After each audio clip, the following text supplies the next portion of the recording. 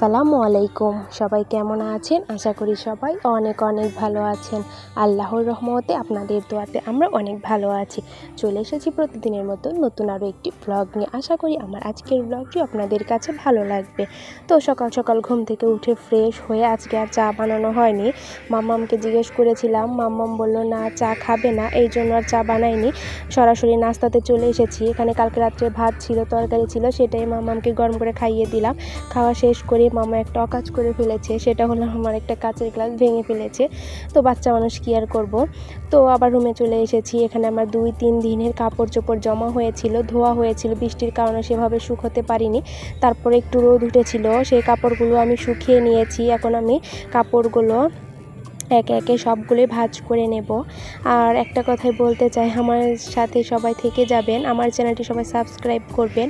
আর এদিকে আমি আমার শ্বশুর বাড়িতে গিয়েছিলাম, ওখানে দেখলাম এই ফুলের গাছটা ছিল আমার ননদের, এটা এই জন্য নিয়ে আসলাম যে ওখানে রাখার দরকার কি, আমাদের বাসায় নিয়ে চলে আসি, আমরা এখানে একটু দেখতেও পারবো। আমার কাছে এই ফুল গাছটা খুবই ভালো লাগছিল।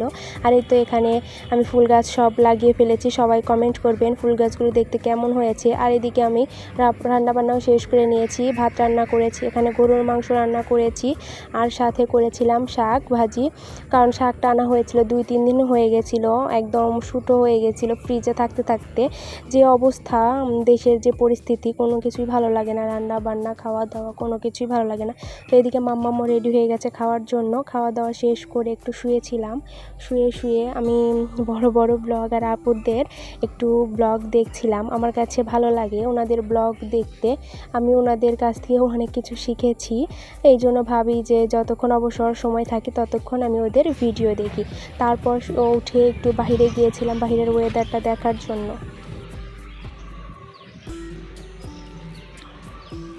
এই তো বিকেলবেলা একটু ঘুরতে এসেছি, দেখেন কত সুন্দর লাগছে জায়গাটা, অনেক সুন্দর। আর আকাশে তো অনেক মেঘ, মনে হচ্ছে বৃষ্টি চলে আসবে। এই তো মেঘের ডাক শুনতে পাচ্ছেন।